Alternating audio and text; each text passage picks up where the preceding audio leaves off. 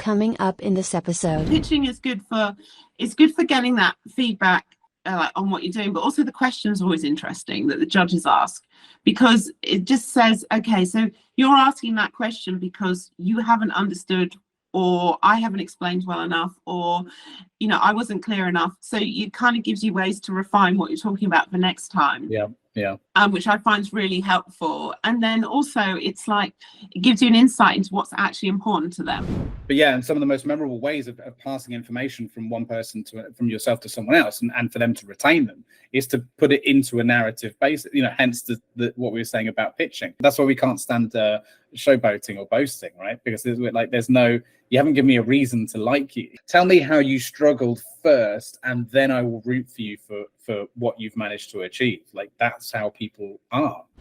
With Sainsbury's promotional plan, and this is what Hugh, my friend, was saying, you've got to do 6 weeks on, 6 weeks off, 6 weeks on, 6 weeks off for the whole year. And that's what they expect. So you expect your brand to be in discount every other 6 weeks. Wow. The Founders Unplugged podcast, hosted by Greg McCallum. Raw, unedited conversations with entrepreneurs and startup founders. There we go. Okay, good. Fingers crossed it doesn't topple over every 5 minutes. Anyway, how are you? I'm okay. I'm in Brighton. I've just been for a walk on the seafront. That was lovely. Oh, lovely. Oh, what are you doing in Brighton? My neck of the woods. I'm house sitting for a cat. For a cat? Oh, what, right. Not a cat that owns a house that you're house sitting for, but you're house sitting to look after a cat, presumably. Right. Okay. Although it is Brighton, that wouldn't surprise me. Yeah, you're just down the road from me. I'm in Eastbourne. That's where I live. So right. Yeah. Not far from each other. If I'd had a podcasting studio set up, I would have invited you over. But maybe next time. Yeah. That's the dream.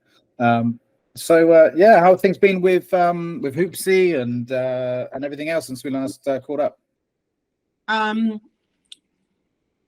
I was in Milan last week, did a pitch competition.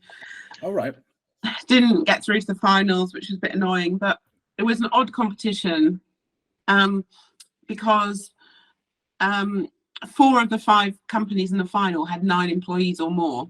And I kind of felt well, it's a bit of an unfair playing field when you think what you can choose 9 people versus 1 person. And I wasn't the only person there on my solo founder. Yeah. It was a bit odd, but my brother, who lives in Italy, him and his wife said the Italians that they tend to fix it, so it's not just like right. Good to know for next time. Yeah. Basically, yeah, they were just like whoever organised it would want it to be a certain outcome, and that's how they kind of would have. Right. I don't know. Anyway. Yeah, I mean, there's probably a lot of events like that in the UK as well, right? To be honest. But yeah. Yeah. So yeah, so that's disappointing. But a trip to Italy though. Oh yeah. No, that was lovely. My brother lives in Turin, so I stayed with him, and my niece is called Lara, named after me, and she's lovely, and we had a lovely time. So that was good. Really nice spending time with her.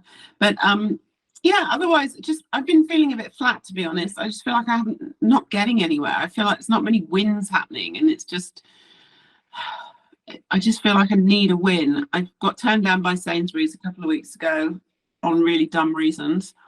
And then, yeah, still trying to raise. It's just hard. How it goes up and down. I do. And look, we can get into that a little bit and maybe, explore that if you're open to it, because I think it's important for people to hear about that. And it happens to all of us, myself included. I had a week like that, to be honest. Last week was quite a tough one for me, and it's ups and downs, and that's why any small win is huge, and I don't think people appreciate that unless they're in this space, that you can run up to someone and be like, oh, this just happened, and it can be really insignificant, and someone's just like, your friends or whatever be like, okay, it's a very insignificant thing, but that, for us it's huge, right? So but before we jump into all of that, that there's only a little bit of structure that I have in this entire thing, and that's just right at the beginning. So just for those listening and watching, if you wouldn't mind just introducing yourself and your business, while you're talking on the screen, I'll share your profile on LinkedIn and the website for the business, and and then yeah, we can explore that maybe a little bit more. How does that sound? Yeah. Sure. Okay, go ahead. Hi, my name's Lara. I'm the founder of Hoopsy. So Hoopsy is an environmentally friendly pregnancy test, so a midstream test that you wee on, made from 99% paper and 99% plastic free. So we have been selling in the UK since July last year. I started the business in end of 2021. So starting to get into retailers, selling online, and we've got a free online fertility community as well. So yeah, that's a little bit about us. Yeah, and I remember this really catching my attention because of, well, for a lot of reasons, obviously, but which I'll maybe explain a bit more in a moment. But yeah, let's go back to what you were just saying then about Sainsbury's. So what happened there? So I had a meeting with the buyer. He seemed really enthusiastic. At the time, I said to him, look, I'm really keen to get into Sainsbury's. If there's anything, of course, yeah. He wanted me to do a forecast for discounts for the next like year from March, if we went in store in March. And when I sent it back, I said, look, can you let me know if there's anything that needs changing, because I'm really keen to do this and I'm happy to tweak stuff. And anyway, he came back to me eventually, like about, I don't know, 3 weeks later, after I folded him up, and saying, we're not going to take your product because we think it looks too different to the current plastic tests out there, which it doesn't. And no one has had an issue with that, like retail consumers. The second reason was that you haven't got your carbon footprint worked out for your supply chain. And it's like, no, we haven't, and we had already spoken about that. And I said, but the thing is that Clear Blue shipped from China as well, so really you can take that out of the equation. It's just look at the product. And then the third reason was we don't think the brand's doing enough to support women on their journey. And I said, well, we've got a free online fertility community, like no other brand has that. So it was very odd. Yeah. All but like things. Sainsbury's lost, you know. I mean, it could, you know, I'm assuming you're talking with other retailers, so you know, there's other opportunities, so they've missed theirs. Right? Yeah, I mean, we've been talking with Boots and Holland & Barrett, but it just seems to be it depends on the buyer. The buyer care factor on sustainability is pretty low. And even though, you know, all these surveys say 70% of people will buy a sustainable option if it was available, if the buyer doesn't put it on the shelf, they don't even have the choice. They don't even know it exists. And pregnancy tests are one of those things where the first time you buy it, you probably buy it in a retail store, because either you're in a panic, oh my God, period hasn't come, am I pregnant? Or you're like, okay, we're going to start trying. And the first place you probably think to go is go to Boots or Superdrug or somewhere on your weekly shop. So, I mean, you're absolutely spot on. We went through that exact same thing. Yeah. And obviously we're a bit biased because we literally have Asda across the road from us. Oh, okay, yeah, as well as Boots. It's like we're literally across the road. But yeah, I mean, it's like it makes sense to just do that during your weekly or monthly shop, right? And then it seems to be like after they've done the first purchase in real life, then they might go online and purchase, because then they've had a look. I think it's one of those things, if you haven't bought before, you want to look at them, and not that you literally touch them, but you read the package, decide which one you want. So that's why it's so important, I think, for us to get into retail stores. But it's it's challenging. And it was interesting with the Sainsbury's buyer, because there's this thing called Scope 3, which is all about reducing carbon emissions, which in fact, all the big retailers have signed up to. But what it means is that they agree to reduce their emissions, and their emissions for a retailer are not just judged on what happens in their store and their delivery trucks and stuff, but it's also judged on the products they sell. So 85% of their emissions are from products they sell. So that's like my product being shipped from China to their warehouse, those emissions, as well as in terms and the manufacturing of that product. It's in their best interests to choose products which are made more sustainably to meet those Scope 3 targets. But when I spoke to the Sainsbury's buyer about it, he didn't even know what Scope 3 was. And he's not the only buyer. So a lot of things that are still happening up here at, like, you know, board level haven't trickled down to the people in the day-to-day decisions. I mean, that's the thing, though, when we're talking about such, you know, a huge bureaucratic machine, which retail is, and so many moving parts and lots of different elements of introducing legislation and policy and regulation and all that. I mean, it's a very slow moving ship to be corrected one way or the other, right? But, you know, when something is being introduced like that, which I've never even heard of. What was it called again? Sorry. Scope 3. I'll have to look into that. I'd never heard of that either. So I just learned something, which is why I love having these conversations. But yeah, I mean, it's not surprising to me that it's taking a while to trickle down. And it's interesting, though, because presumably because of, you know, he was saying about you not having your footprint sort of nailed down. So presumably they still have an extraordinarily long checklist of things that they need to be going through to be compliant, at least in their eyes. But then it could be a year out of date, but they're still going through it. Or, you know what I mean? Which is just insane. So what other sort of hoops did you have to jump through to maybe meet these, you know, whatever odd criteria did you encounter and so on? Well, it wasn't really. I think the wanting to know the carbon footprint of my supply chain was due to the fact we're an eco product, not right. And I ask everyone. In some ways, brought attention to that onto yourselves by the very nature of the product, yeah. But I mean, the other thing, most of the other things they ask are really. It's just all about margin and price discounting. I don't know if anyone who hasn't dealt with retail. So when you go into the store and you see that something is like 30% off, it's the brand that's paying for that 30% off, not the store. So, you know, you have to work out how you're going to fund that, like, over the whole 12 months. Because although Sainsbury's, I mean, it's a 350 stores, big customer, but realistically, the revenue from that one customer is not enough to sustain a business. You need more than one customer, but you're hoping that one will, everyone else will topple once they see it's in somewhere, then other places will come on board. So it's crazy that wouldn't be sustainable as a business model to end up in that many Sainsbury's locations. Well, because pregnancy tests are not exactly fast moving. Yeah. It depends. I mean, like, it's interesting, when I was talking to Boots, they said the minimum requirement is for new brands is to be selling half a unit per store per week. So you know, and so Clear Blue would sell more than that, but realistically, you know, if you think Sainsbury's got 350 stores, they probably have similar expectations. So you're selling 175 products a week, packs per week. So when you start to break it down, and then you look at, and then we've got 30% off, and then you're giving them 50% margin, and by the time you do all that, it's not. Yeah, tough economics. Why 30% discount though?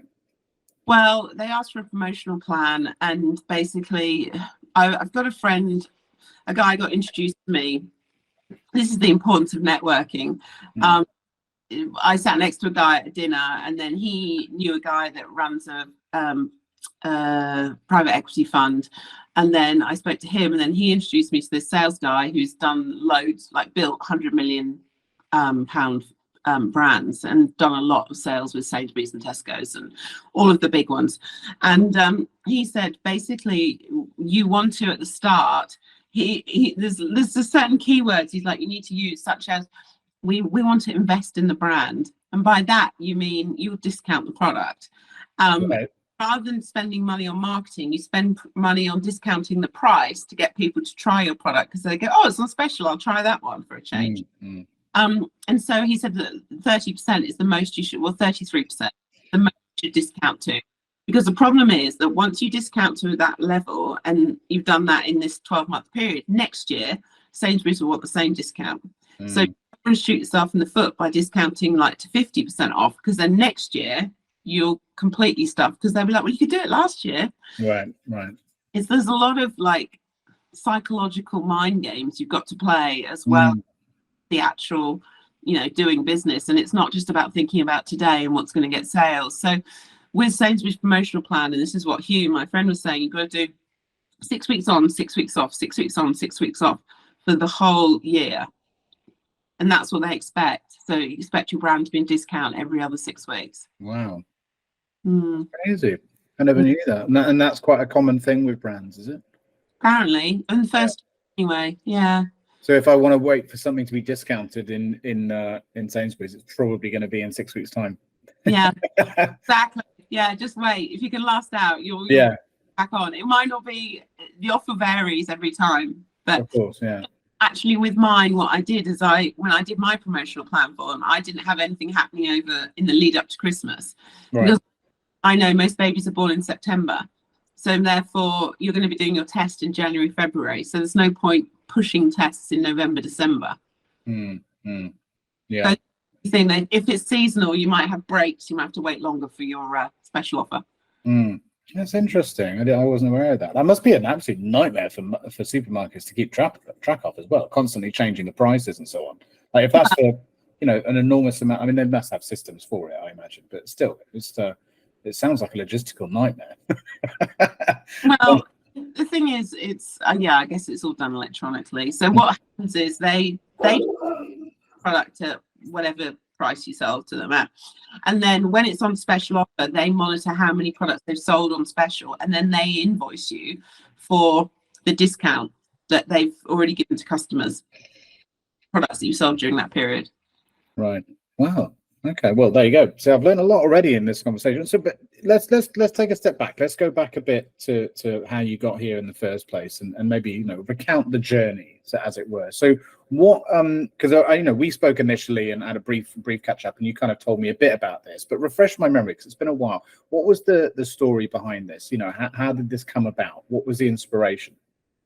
So, in 2021, well, 2020 actually, I suddenly realized that I was 45 and I hadn't found a guy, so still single, and that if I wanted to have a baby, I always thought I'd get married and have children, and I did get married, but then I got divorced, had no children. I just suddenly thought I've got to do this. If I want to have children, I've got to do it. So I did. In November 2020, I did harvested my eggs to try and get pregnant. Unfortunately, that didn't work. We got one egg, but it didn't make it to blastocyst stage, which means it couldn't be put back in as an embryo. So then in 2021, I did IVF, and I did 2 rounds with donor eggs, or donor embryos rather. And it was doing all this IVF and trying to get pregnant that I realized just how many pregnancy tests women were using. And I joined all these Facebook groups, and I kept seeing people post photos, and it'll be like 10 tests in a row, and it'll be like Monday at 9, Monday at 6, Tuesday at 10, etc. Because when you do IVF, you do the embryo transfer, and then you're supposed to wait 10 days before you test. Most people can't wait 10 days, and they start testing way earlier. Is why it was so in my face as to how many tests they were doing. Whereas if you're trying naturally, it's not quite as in your face, because you're trying every month, but you there's a date when your period doesn't come, and then you start testing. Is normally how it works. So I was just shocked by, I had no idea how many tests women were using, and I'm just shocked by the amount of plastic, especially for a test that's literally used for 5 minutes. So that's plastic. And I've always kind of been, I don't want to say not super greeny, but that's always been a concern of mine, like plastic and recycling and things. So I just thought, why isn't there a sustainable version of this test? And as I looked into it, I realized that 95% of women prefer the midstream test. That's the one you wheel. And there was no sustainable option. And yet inside all of these plastic cases was a tiny strip test, the same ones that you use when you weigh in a cup and you dip it in. And I just thought, well, why don't we just make that strip test bigger, and then it becomes a midstream test? And so basically that's what I did. I found a manufacturer and worked with them. We developed the test and launched it last year. So it was quite simple. It seemed like to me like quite a no-brainer. When I got the first product, I went, seriously, is this it? Is this going to work? but it's beautifully, but you've also, I mean, you're selling yourself a bit short there, I think, because you've not only just sort of done that, you've also come up with some really nice packaging, a really nice brand to go along with it. Like there's a lot gone into this. Like, you know, it's not the case you just, you know, said, right, remove the plastic and there we go, make this a bit bigger. Like there's, you know, very clearly just looking at the website and the products themselves, you put a lot into it, and it shows, you know. So from that point, then once you come up with, you know, you got the product in your hands for the first time, then what was your go-to-market sort of strategy? I know we sort of, you know, just a moment ago we were talking about where you are now, but you know, you went direct to consumer initially, right? And so how were you going about that? Well, the first thing was thinking of the brand name, which was a complete nightmare in this day and age. With, right. You know, you think of a great name, and then of course the website's available, and of course nothing else is on social. So we ended up choosing Hoopsy because the word hoop is the Dutch word for hope. And when you're doing a test, you're always hoping it's one thing or another. Mm-hmm. And adding the S to make hoops is because I felt it was like going through life is like jumping through hoops. So that was the first thing that took, well, what feels like months, but I don't think it was, but it took a lot of Googling. And then it was a case of, okay, well, how started, we still are selling D2C, but it was a case of trying to work out how we're gonna target that audience, and it's been a lot more challenging than I thought. I thought people would go, yay, sustainable test, yeah, we'll have like 10, but actually what's happened is people go, sustainable test, does it work? Right. And so, and also that's interesting. So there's a reliability aspect of this. Yeah. Interesting. Okay. The most important thing with a pregnancy test that women look for is accuracy. Now, all of the pregnancy tests are over 99% accurate. So they all have the same accuracy level. But it's still the problem with pregnancy tests, it's not like just selling a t-shirt. It's there's a preconceived ideas around different brands and not rational necessarily. Yeah. Based on one person, like someone would say, oh, don't use first response, their ones never show up properly. Right. But it won't be based on anything really. It will be based on something that someone's told them, or someone's used it once and it didn't work, and then that's their whole perception of the brand. I mean, that is exactly brand psychology in a nutshell, isn't it? It's not really often based on anything rational.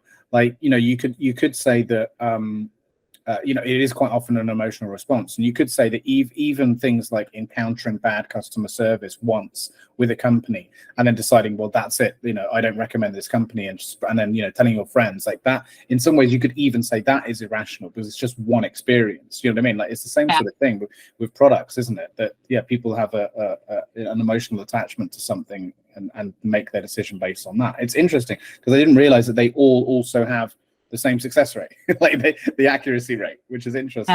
I honestly believe the same sort of thing as that until just now, to be completely honest. I assumed that they were all made differently. So some probably were made a bit cheaper, so they're probably not as successful. But actually, when you think about it, it makes sense that, I mean, the technology's the same, right? So yeah, that's the thing. There's all these kind of preconceived ideas, like accuracy, and then you also get passed down ideas. So like your mum used Clear Blue, so therefore she'll say you need to go and get Clear Blue test. So you've got that as well to kind of overcome. So, and then do you think there's certain elements of it which is like the product itself also encourages that to a degree, like the digital displays and that sort of stuff, which kind of creates this appearance of more reliability, of more accuracy by using technology or the packaging and things like that? Does that play into it psychologically, do you think? I think the digital display definitely. So basically all the digital thing is doing is reading the two lines, because underneath that digital thing is the same piece of paper. So, but it's interesting you say, because there's loads of groups on Facebook and various platforms called line eyes. So when you do your pregnancy test, if it's 2 lines, you're pregnant. If it's 1, you're not, basically. So, but people obviously often are so hoping that they are pregnant that they're not sure. Maybe there is a line there. I'm not sure if I can see it. So they'll take their test and they'll upload it to these things for people to tell them if they're pregnant or not. So this is why the Clear Blue digital one, I think, came about, because people weren't sure and they're really hoping, and to be told in words rather than having to work out is dark enough or not, it gives them that reassurance. That's interesting, isn't it? I didn't quite realize how much of an element of human psychology plays into this, but it makes sense, especially when there's a lot of hope and desire behind something like this. You mentioned obviously on your journey with IVF, and we like, if you remember, we my wife and I went through the same thing over the last 4 or 5 years, and we're very thankfully we were successful. How many months ago? 8 months ago. He's now 8. So yeah, and definitely we were going through, or Anna was going through a lot of pregnancy tests at the time. There's actually a clinic where you are that's quite renowned and well known. Have you ever? It's called the Agora Clinic in Brighton. Have you approached clinics about them stopping them? Did some clinics stock these? I have approached clinics. I have had some very bizarrely interesting conversations. Like one clinic said, we don't encourage women to use pregnancy tests. Right. Okay. Interesting. Because if they come in and get a blood test, they can charge them for it. Wow. Okay. That's depressing. Yeah. Yeah. So other clinics I've approached, a couple of them have our product, not selling it, but they have it on display and they have some cards for people to take. But I found it's quite a hard one to break into in terms of selling the product. It doesn't seem to be something that most clinics are actually set up for in terms of selling stuff, apart from their own, if you know what I mean. So it's been a hard. We haven't got any. That's weird for so many reasons. What you've just explained to me there, like I mean, the first, not encouraging. Then they're not wanting to encourage women to take pregnancy tests, but then, yeah, like not being set up to sell something. I mean, they're literally set up to sell everything, but a physical product, no. Like that's nuts. But I suppose, yeah, I mean, that all of their service, they're service led, right? So they're not really selling products, so they don't have the ability to well, although saying that, I mean, they sell medication essentially, but I suppose it's prescribed as opposed to off the shelf, so they're not barcode scanning and all that sort of stuff. It's so bizarre. So the clinics have actually flat out told you it's because they would prefer to sell blood tests. Yeah. Or was that implied? That was implied. You didn't say okay. Right. We don't encourage women to take pregnancy tests. We ask them to come into the clinic or something along those lines. So we prefer to make £50 on the blood test than see, there's my wife will probably shake her head when I say this, but like I remember from the very beginning, the outset, when in interacting with these clinics, I got the impression that it was not in the focus wasn't entirely on the well-being of my wife and I. It was and on the outcome, which is maybe I don't know, maybe that's wrong, I don't know, but at the end of the day, when you're put in a position where you feel like your bank balance is the most important thing in the discussion, then you're automatically going to be made to feel that the outcome isn't the primary sort of goal there, which is the whole problem with private medical services as a whole, which is, where's the incentive to actually solve the problem if the treatment is making them money, right? Which is, but I've got a lot of feelings on that. I know some people that have worked in clinics where they have a quota, like you need to get so many people, so many egg retrievals, so many this, so many that, which is just a money-making scam. Right. And just awful. I mean, I had a bad experience. Yeah, and what happens if you haven't hit quota? Yeah. How do you make up for that? Someone's going to have to lose out on something in order for you to hit quota. It's like the police having an arrest quota. It's the same kind of thing. It's like you're incentivizing the wrong thing here, guys. Like, I mean, when I did my egg harvesting, the doctor I had, we did the first one didn't work, and like I said, and then. So she called me like a couple of hours after I found out I didn't make it. And basically, apart from saying, hello, how are you doing? The next question was, when do you want to go again? And I was like, I don't know. Like, I haven't even processed the information yet. It felt like such a money grab. And anyway, I ended up, like I said, going with this donor embryo, and it was through a clinic she suggested to me. And by mistake, I told them I don't want you to send any information to my specialist because I'm not dealing with her anymore. And they made a mistake and they sent her my first transfer information. And she emailed me afterwards and said how upset she was that I hadn't gone to speak to her about it before I went through the transfer. Oh God, cry me a river. But look, it's not all about you. Yeah. So money grabbing and didn't care about me at all. That's why I didn't go back to you. But I mean, you shouldn't even have to explain yourself. I mean, my God, like, you know, what happened to patient care, you know, in bedside manner? It's like, you know, if this is the decision you've decided to make, I support you. Good luck. Like, what can I do to help you? Like, what happened to that? You know, that's, yeah. Yeah. Anyway. What, do you mind me asking how that journey went for you? I didn't get pregnant. I did get pregnant on the second transfer, but then I miscarried. I'm sorry to hear that. I don't know. It's so hard. Like especially when you're older, like the chance of miscarriage is so high. Yeah. I also, like you know, IVF is they make out like they really know what they're doing, but actually they don't have much idea at all. It's all based on averages. And so your first go is really just a shot in the dark. And then that they can customize it a bit more. But yeah, I also felt like I wasn't told any information beforehand.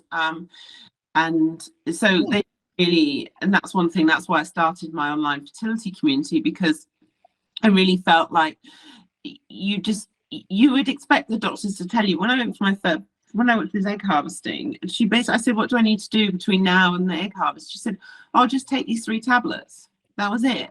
There was no don't drink coffee, no exercise, no nothing.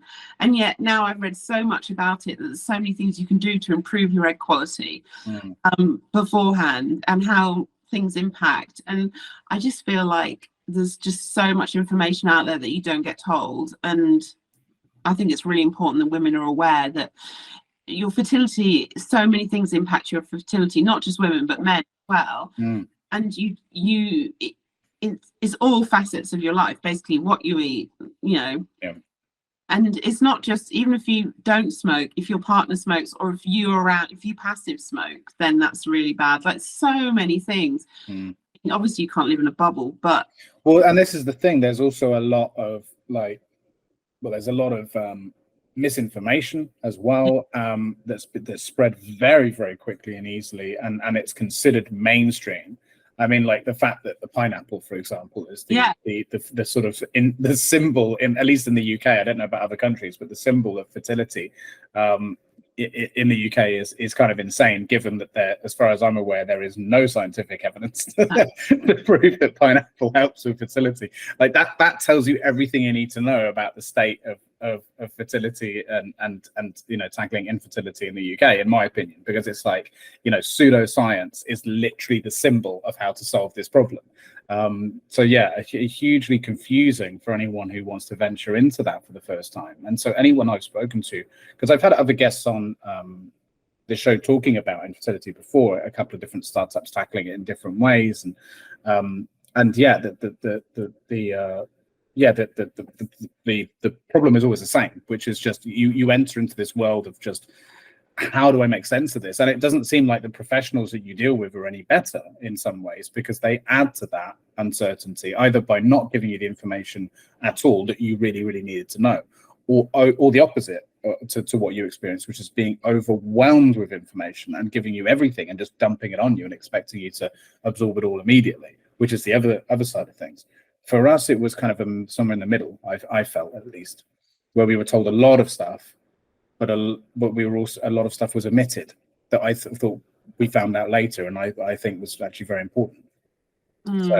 So yeah, I don't envy anyone having to go through that, and especially in your position where you felt like you weren't given anywhere near the right amount of information. How did you find navigating through the sort of world of misinformation here, though? I mean, like how were you able to, or did you find a way of, you know, being able to filter that out and find what was true, what wasn't, especially within communities? Because actually some of these communities can be problematic, and you've created your own, because they're responsible largely for the sharing of misinformation. So how do you manage all that?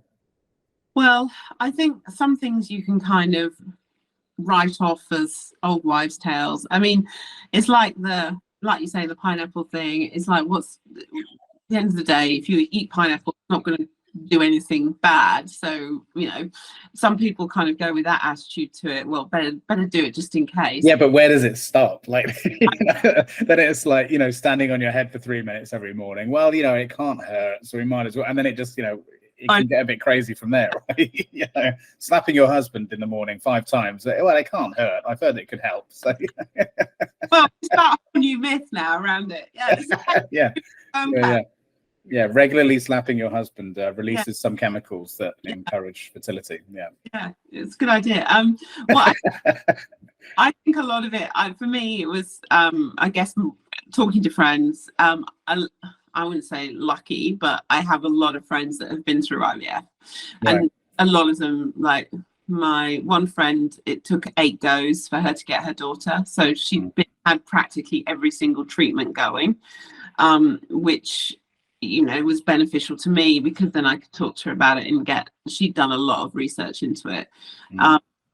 And then I've got friends that are doctors as well, so then running some stuff past them. But it is hard, and it's hard to know. And then as a consumer, you obviously really want it, and they play on that, and they try and, oh yeah, you should really have this test because otherwise you won't know, blah blah, and then it will affect this and this and this. It's another 200 quid, please. It's another 500 quid, please.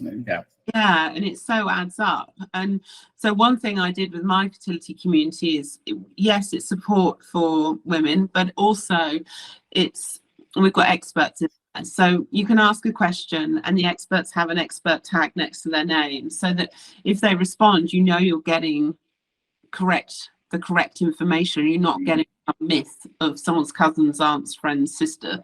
Because that was what happened. That's what I saw happening a lot in these communities.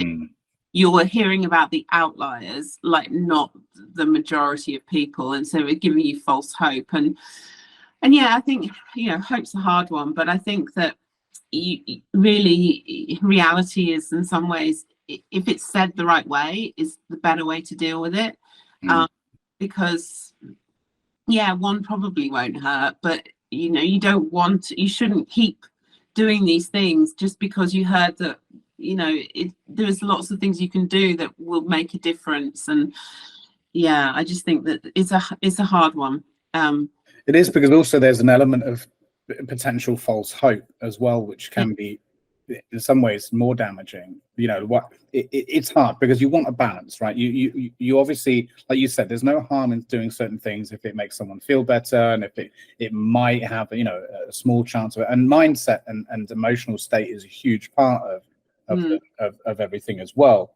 But then at the same time, when things go wrong or when things don't work, if there's a miscarriage or there isn't a positive test, because of their I'm doing all of these things. I'm eating all this pineapple. I'm drinking all the pineapple. It can build things up to a point where the fall is even harder.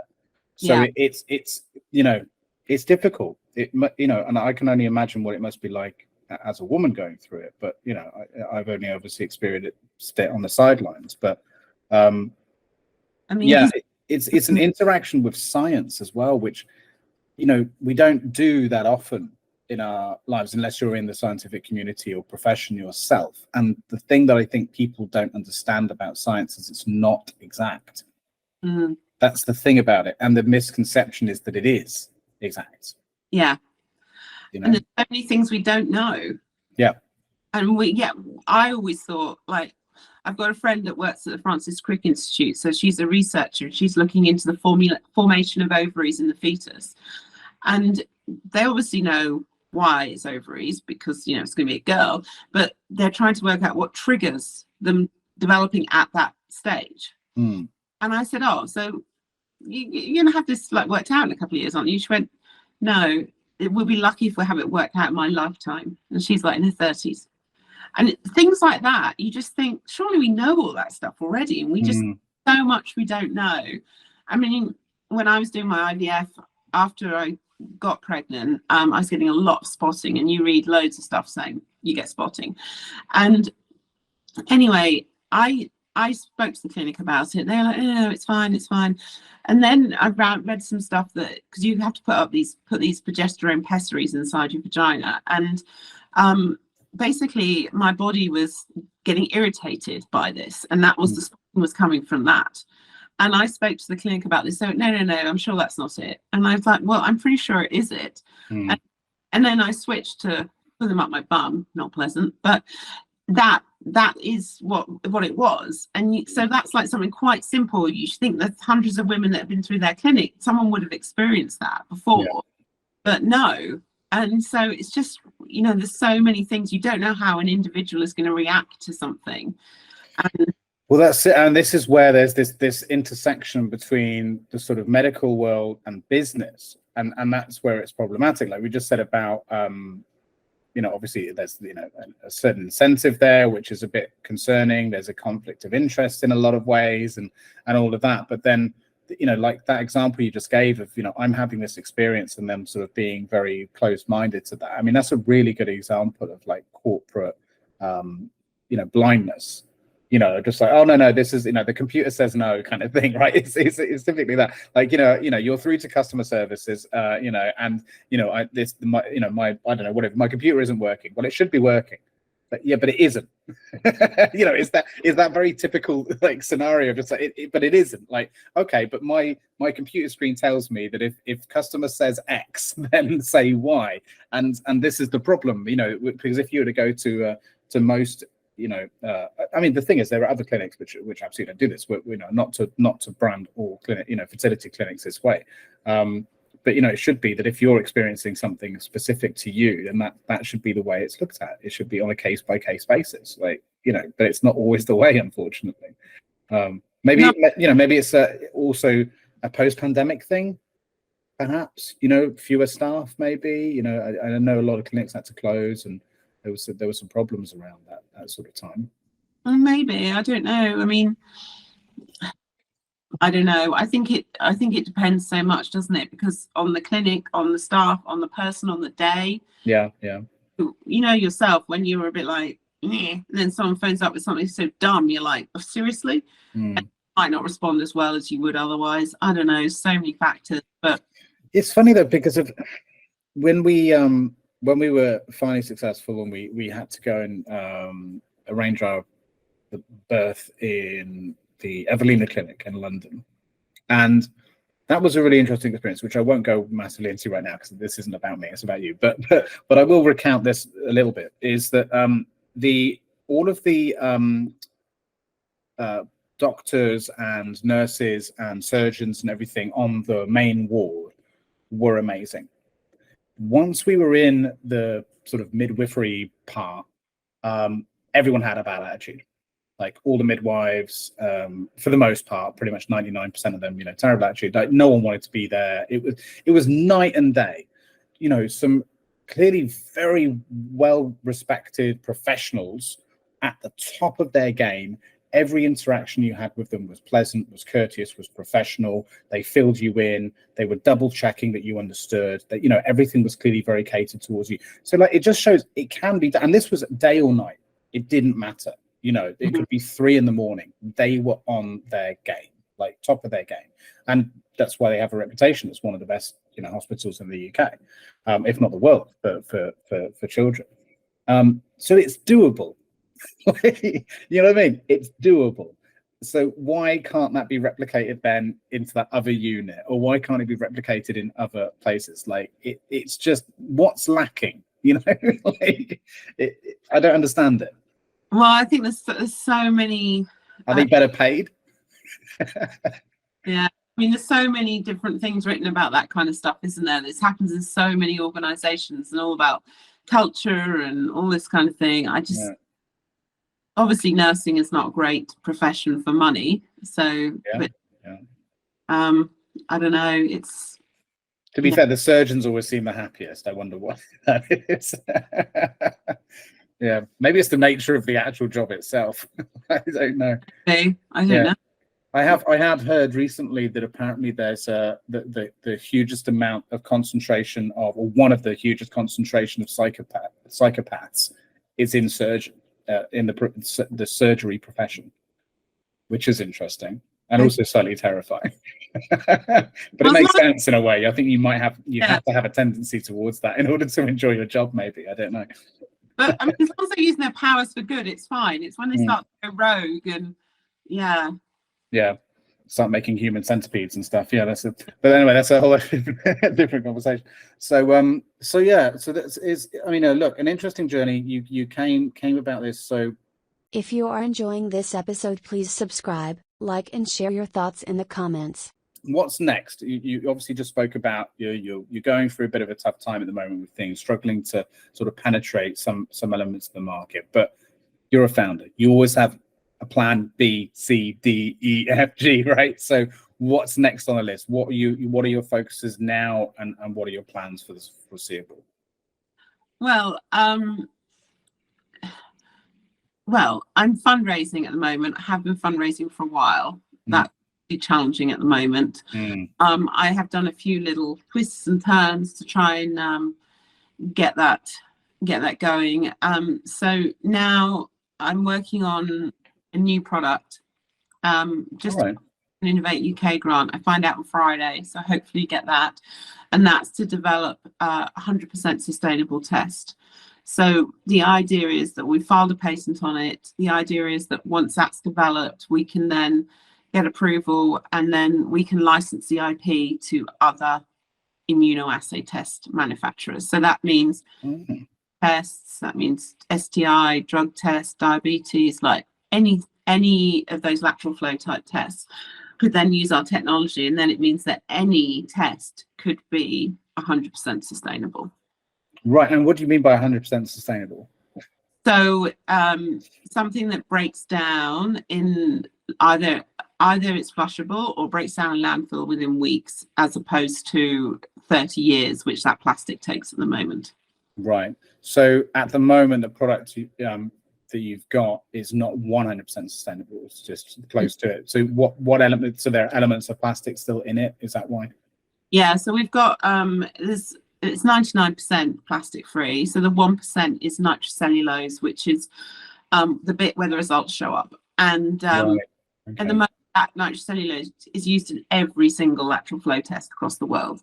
So if we found a way to replace that, so that would make it, that's a massive innovation in this space, even though it doesn't necessarily sound that big, but there's been no change in lateral flow tests since they started, basically. So which was kind of started with the pregnancy test. That's about 35-40 years ago. So yeah, it's only a 1% increase, but that 1% increase will have a massive knock-on effect for the whole industry. And that test market is like a £30 billion market globally. So it is a massive opportunity, not just for us as a company, but in terms of, like, you know, saving the world. And, you know, it's just, I guess part of the reason that I'm doing this, like the product, new development and everything, is partly because I want us to produce the best tests we can, and I want it to be the most sustainable it can be. But also I want to show other people that you don't have to do something like crazy to make a difference. It doesn't have to be, you don't have to fire mice to the moon or whatever it is. You know, you can do something really simple and make a big difference. And you know, I just feel like sometimes things get over-engineered, and it's really not needed.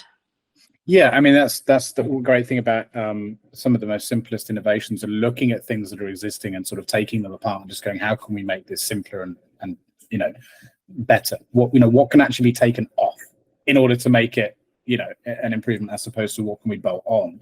Yeah. A much innovative way of much more innovative way sometimes looking at things. Sorry, my dog's going.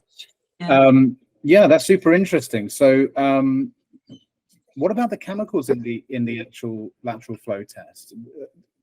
Are they potentially a danger to the environment if they were to leak out? So I don't know anything about how these things are constructed. So, but presumably there's some chemical elements within them that react to the urine, etc. So what about those? So the antibodies are they're synthetic sheep. Well, in pregnancy tests, it will depend on the test, but for pregnancy, there's sheep and mice antibodies. They're synthetic though. They originally were used them from animals, and now they're made synthetically. So if they were to go, it's still basically natural, even though it's synthetic. So right, that's interesting. I didn't realize that. What like hormones or something from them? Yeah, so the basically, yeah, so it reacts with it's to react with the HCG to produce, basically they kind of like sit there, and then if HCG is in the urine, as it passes over, it grabs onto the HCG, and that's what causes the line. Oh wow, okay. I'd never even considered, like never really looked into how these things work. So these are right. So these are like hormones from sheep and mice, you said? Yeah. Yeah. Wow. Okay. Super interesting. So there's always an interesting question when people say, "Oh, your tests are vegan, aren't they?" I'm like, well, not really. Depends how vegan you consider them. Yeah, but if they're synthetic now, then presumably they kind of are, right? They kind of are, but it depends on how vegan you are, because you know how some people are like, they won't even, if it's originally derived from, they won't even. Oh, really? People go that far? Yeah. Okay, that's interesting. Well, I mean, you're a bit screwed if that's the way you're going to approach veganism, because there's so many things I know that are originally derived from, like, you know, you could, I mean, then you could say, well, vegan cheese. Well, one day previously, cheese came from cows. So, you know, what are you going to do with that? But I don't know. Yeah. But that's interesting that people ask you that, though. So is there a bit of a call for your product from that sort of community, from the vegan community and so on? I don't think there's a big niche. No. Well, the way I see it with pregnancy tests, that they're all made using pretty much same antibodies, the same materials. So I don't see the point of us going. We could do more. We could make more synthetic antibodies, which are derived from plants. We could do that, but the problem is with that is that they're not very stable. I've spoken to the chemists that I'm working with about it. We've had quite long discussions about it, and the stability is, by stable I mean producing the same result every time. Right. So it will affect accuracy. Yeah. Right. And if the test doesn't work, then no one's going to use it. So it's kind of like a bit chicken and eggy. And at the moment, there's nothing that's really stable enough to place it to make it properly in everyone's eye vegan. Because as soon as you say synthetic mice and sheep antibodies, everyone would mice and sheep. They won't read the synthetic bit. Do you know? Yeah. See, again, it's people's emotional reaction to things, isn't it? Like overriding the logical part of their brain. Like we you know, you ever needed proof that we were just animals? You know, with all the faults, but they come with a animal and a Neanderthal monkey brain, and there it is, right there, right? Yeah, that's so super interesting. So you were explaining sort of what's next. So that's one thing you're looking at. And what else is on the horizon? So you're doing that. You're obviously raising. What else? Well, I'm looking at an app as well at the moment. Right. It was going to be something further along the lines, but I'm thinking I might fast track it. But I'm still that was kind of just come up in the last week or so that I'm looking at. Obviously trying to get into more retailers. We've just signed a distribution agreement with a company in Ireland, and we're working with one for Benelux, which is Belgium, Netherlands, that area. Okay.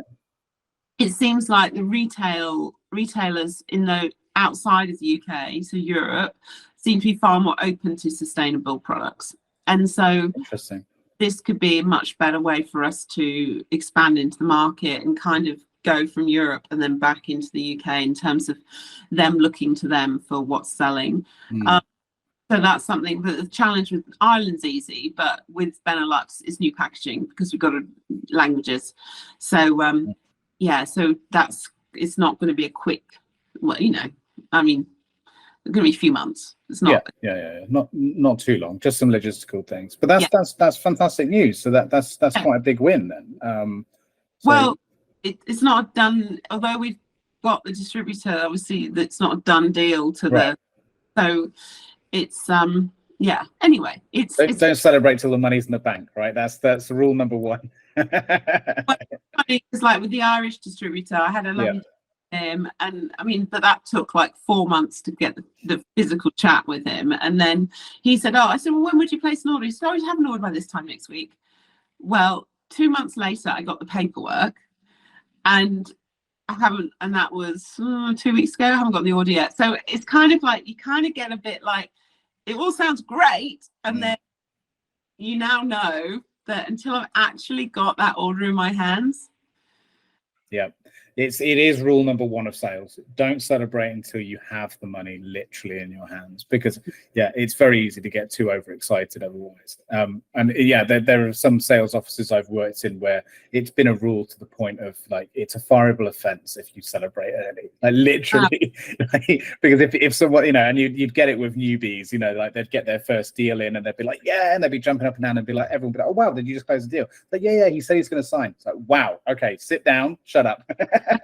until we see that those zeros in the account, don't do that again. Like, that is seriously, it's considered bad luck even, to do that. You can jinx your deal and stuff. So, but people don't seem to realize how difficult enterprise level sales is. Selling into corporates is a long, arduous process. And you're saying it took 4 months, like, just to put things in perspective, that's short. In my experience. I had someone else putting pressure on them. So what happened? Right. But that's the way you have to do it. You have to leverage your network, So I had a retailer in Ireland who was interested in a sale, in buying the product. And then I didn't have a distributor. And then they introduced me to the distributor. And then that's how we kind of did it. But it's not what you know, it's who you know. That's the only way to get into these sort of these conversations, really. A lot, these people are, very well gate kept.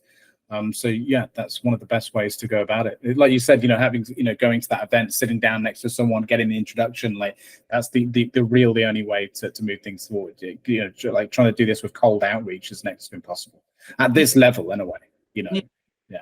It's interesting as well because of the type of products that, medical device. So we've actually got, another customer that wants to buy 10,000 units a month. It's a product we've developed for them. It's a different type of pregnancy test. And so, but we haven't got regulatory approval and we can't get it until 2025. And so we've got this like sale sitting there, but we can't do anything. And it's so frustrating because it's not even, you can't speed up regulatory approval and you can't sell it if it's not legal. So you've developed something specifically for them that needs regulating, and right, and well, that is frustrating. What is it? Is it for? What's different about it? So it's a pregnancy test that. So when you have an abortion, if you take the pills, you get sent the pills, and then you get sent a test, and you take the pills. 3 weeks later, you do the test, but to check it's worked.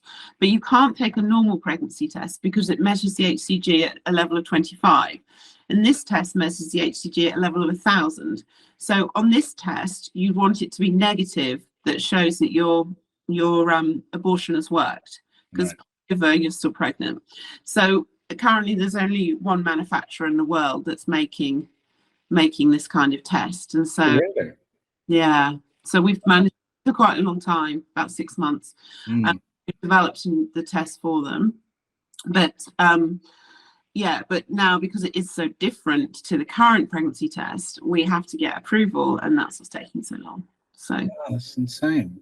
I mean, it's also very unusual, for a couple of reasons. For the first being to find an area where only one person or one organization is making something in this day and age is unheard of, right? That's so rare. There's at least usually a couple of people, doing the same thing. They're in competition with one another.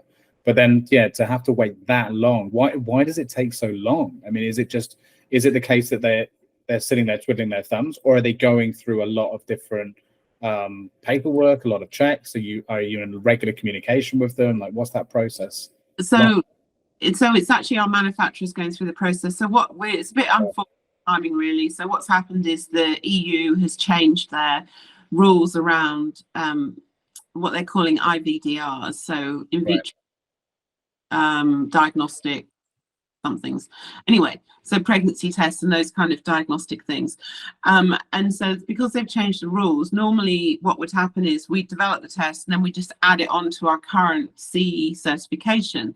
But because of this change, no current certifications can't be updated, so it has to be put on your new certification. And because they've just made this change recently, it's a massive backlog, and so it's taking around 18 to 24 months for regulatory approvals. So that's why. Wow. Well, I mean, there's this organization that you've developed this for. I mean, they're going to be sticking around, and they're just waiting for you to get this done, right? So that they're not going anywhere. So no, going anywhere. Well, that's good. That's good. They'll stick around for you. So frustrating from the cash flow point of view, where you're, yay, we've got this. No. But at least you know it's coming, so that's good. So that can go on the books. So yeah, well, that can go on the forecast. Started the books for 2025, but yeah. But it's, I mean, well, it can go the pitch deck then. Yeah, exactly. So yeah, and on that point, how is the raising going? Obviously, you said you just come back from Milan and had an event there, which was a bit of a bust. But you know, as a side note, as a bit of an observation and comment, I was speaking to one of my clients actually yesterday, and we were talking about how he's doing. At the moment, he's going through a process of speaking to a lot of. He's trying to find his product market fit, but before doing that, he's really sort of doing market research, with his potential ideal customer profile, speaking to them and trying to understand if they're, the pain point that he thinks exists and all that sort of stuff, right? And he was explaining to me that he's found it to be an incredibly useful thing to do, even in scenarios where he's told to basically piss off, because every single time he's getting better at explaining what he does and what the product is, and so every single time it's flexing a muscle. So he's got that great outlook, which I think is fantastic. So do you feel at the very least that even in situations like going to Milan, you're getting something out of it, right? You've got that, at least that to sort of say, well, and also a trip to Milan, which isn't bad, I suppose. And I was on Ryanair, right? And it's like, anyway, yeah. No, well, the good thing about the Milan thing was the Monday. So I pitched on the Tuesday. The Monday there was a pitch camp, and with a proper pitch coach. And I've done stuff with proper pitch coaches before, but this guy was just different level. He, what happened was, and this is a really interesting exercise that I think more people should do. So we all had to go onto an app on our phones. There's about 20 of us in the room. Each person pitched, and then you had to rate them out of 10 on lots of different areas like market, size, presentation, problem, solution, all the things you would normally be judged on in a pitch deck. And then at the end, you had to say, if you were an investor, would you want to meet them and rate that? And then if you thought they would get through to the final of the pitch competition we were doing. And then he basically put all these results together, and then they got sent to us in a spreadsheet at the end of the day. And that was really interesting because you will see some people at easy market, some people, there were 3 proper judges there as well. And so we still got questions from the judges, and he gave us individual feedback as well if we asked for it. And that was really, really insightful. And I actually had a really long conversation with him about mine, and basically what came out was he said, he said, it's like you've done it too much. You're not passionate enough. No, he said, you don't know your why enough. It's not coming through strongly. And he was really, really like, how some people, I don't want to tell you this because, I might offend you. Yeah. Now, I'm telling you all this stuff. Like one girl kept going like this with her hands. And he said to her, you got to stop doing that thing with your hands. This is what it says. And it was amazing. And it actually helps people. I mean, it's exactly what I do in my, what I'm known for in my work as an advisor is just cut the bullshit. Like, we haven't got time for niceties. Like you can have a bedside manner. It's not to be rude, but like, just say what people need to hear, because the way I see it is maybe how this guy sees it, which is that this is people's livelihoods on the line at the end of the day. Like some of the people I speak to, some of the founders, they've put their entire life into their business, their marriage, their family, their mortgage is on the line. And it's like, if I don't tell this person straight, like, you know, how to make something successful, like I can't sleep, I can't live with myself. Like, this is important stuff, you know, and this is people's dreams. And so that's great to hear. You had that direct, no bullshit feedback. He was fabulous. And one thing that was really interesting was this girl there her product was a rheumatoid arthritis drug. Right. And she pitched, and then at the end he said, okay, who understood what she was talking about, or who knows what her product is? Right. He put that hand up, and there was like 2 half hands up. And he said, what do you think might be the problem here? she had nothing. She was so scientific. She just couldn't. But she took all of his feedback on board, and I watched her pitch the next day, and she was a million times better. And it was so lovely to see that. So yeah, so that was and then also I actually got a guy to record my pitch that I did in Milan, and when I did the live one, and because I had done changes based on this guy's feedback. And I sent it to him, so I'm now waiting for some feedback from him. So we'll see what he says. But yeah, so pitching is good for getting that feedback like on what you're doing. But also the questions are always interesting that the judges ask, because it just says, okay, so you're asking that question because you haven't understood, or I haven't explained well enough, or you know, I wasn't clear enough. So it kind of gives you ways to refine what you're talking about for next time. Yeah. Which I find is really helpful. And then also it's like, it gives you an insight into what's actually important to them. So, yeah, I mean, I do a lot of pitching, a lot. So, yeah. But like you said, I suppose that is also, it's a double-edged sword, because like this guy pointed out, if you end up doing it again and again and again, then your passion can kind of leave. But also if you've been doing it, not wrong, but not at its best for a really long time too, it's no surprise.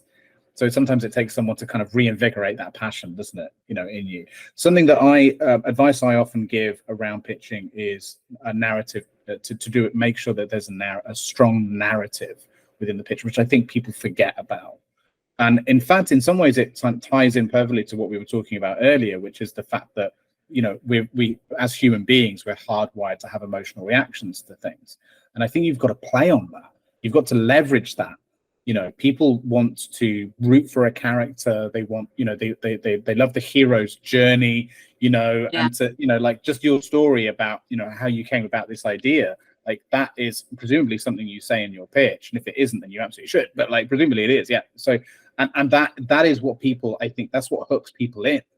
You know, that's so important, that there's an emotional investment, not because it, you know, people will break down and analyze that because of like, that's your why, you know, and all this sort of, and they use all these sort of statements like, you know, are you going to show that you're the right person for the job, that you're passionate, that if we gave you the money that you were going to execute that. But actually it's a lot more reptilian monkey brain sort of than that. It's just in telling the story, it's more memorable because you're assigning emotion to what's being said. That's all it really comes down to. It, you know, like to that question that person said to you, of like, would that person want to have a coffee with you and speak with you afterwards? That's all it comes down to. Is this person interesting enough to speak to again? Like, that's all it is. Like the rest is kind of bullshit, to be honest. Like the numbers and all that sort of stuff. They look at someone and they just go, this person's interesting. I want to speak to this person. That's really all it is. Because when you've got that, you've got the opportunity. The door's open. Yeah.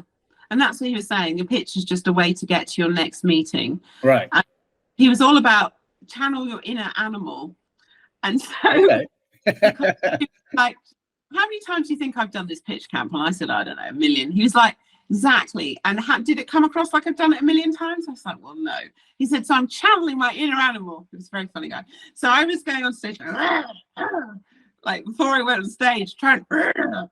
So I quite liked that analogy as well. Yeah. You know, you were trying to be. It was as if this was as new and exciting for you as it was for the people in the audience, and that's the hard thing to get across when you're doing it. You've done it a lot. It is, and especially when the business idea is sort of been and gone, but that initial time, maybe when you come up with the idea, that's where that was all the excitement and energy, and then it's kind of dwindles. It's hard to keep that momentum. That's why it's so exhausting, I think, for a lot of founders and so many entrepreneurs and founders don't make it that long, because you have to maintain that, the entire time whenever you're talking about your company or your product. That's not easy. It's not easy at all. Yeah. It can be very challenging, yes. Yeah. So what do you do to combat that? Do you have any tricks? Or maybe now is it you do the channel your animal thing? Is that your new trick now? Well, that is my new trick. But I have to say, the 3 days at the conference in Milan, I was like pretty wiped. But so really, I find that doing things I enjoy, like I'm now in Brighton, I'm ocean swimming every day. Oh, lovely. Really, really helps me. I think it's, for me, it's doing something that's completely different, that you can't, that means you can't, it's very hard to think about work. Like, obviously when you're swimming you can, but I actually hum when I'm swimming because it relaxes me. Okay. Also, could I just point out, you're talking about swimming in the ocean in October in the UK. Yeah. I feel like we're living in an alternative reality right now. Like, what's going on? It's beautiful outside. I know. Considering we didn't really have summer, I think it's well deserved. So yeah. The thing is, because I've been living in Sydney for 20 years and I just came back over to the UK in end of November, and so I was swimming there every day all year round. Obviously a little bit different on the temperature side, but even at Christmas I swam in the ponds at Hampstead Heath near my brother's, and 4 degrees. That was rather refreshing. But I just find that kind of doing something like that, really, I just feel so much better after it. And I think you need to find those things, and then you need to make sure you do them and and it sounds ridiculous, but when you're like really tired and you say, oh, I can't bother, I don't even do anything, you have to force yourself off the couch and go and do it. You do feel so much better afterwards and more organized. And I think I think the other thing is having a support network around you. Like, I actually posted on LinkedIn. I normally do a weekly roundup every Friday on LinkedIn. I do a short video, like 2 minutes, sometimes 3, just saying what's happened in my business that week. And I didn't do one on Friday because I was feeling so flat. And then Monday I did one after my swim, and I just I had a really flat week. I really need some wins. I really need stuff to happen. So And you then get people support you, and that helps as well, I think, in being authentic and honest, and you don't have to be a cheerleader all the time. I think that's the thing. Yeah. Also, I think, even doing an exercise like that where you force yourself to think about what your wins were is quite an interesting way of doing it too, as a psychological trick. We would do that quite a lot in the various organizations I've worked in and ran and all sorts, where no matter what's happened throughout the day, you've got to list at least 2 wins or 2 losses, whatever it might be, and because it gets you to just think a bit more analytically about things, and then actually look for the success in otherwise what you might consider a pretty unsuccessful day or week or month, and actually it can offer a bit of perspective, can't it? Whereas if it's sort of more arbitrary or more vague, then human beings are more inclined to naturally look at the negative, so you're naturally going to be inclined to do that. So there needs to be a structure in place, I think, often to force you to look at the positives when you're not otherwise in a position where you would probably want to, but that's really interesting that you hum while swimming. That's good. What do you hum? It just Oh, okay. I just maintain a certain frequency. So people, when I swim with friends, they think it's quite funny because they're like, yeah, we can hear you coming. At least they can't lose you, so that's good. But it's funny because I actually find if I don't hum, I don't swim as well. Okay. I know. That's interesting. So I didn't realize you were living out in Australia for all this time. So what were you doing out there? How did you get caught out there? Well, I wouldn't say caught. The guy I met at uni, I met a guy at uni who I was dating, and then he was British, but he has residency in Australia. So moved out. I do vaguely remember you mentioning this, actually. Yes. Yeah. And we got married, got divorced, but I loved Australia, so I stayed. And and then I set up the company there, and then applied for regulatory approval to sell the product there, but I filled in the form myself. That was a bit of a mistake. And we didn't get approval. We got 9 pages of feedback, and then I responded to it. And anyway, we didn't get approval. Right. lesson learnt. So launched in the UK first. Fair enough. Made a rod for my own back in that I then had to really come over here to get it going properly. And whereabouts in Australia were you living?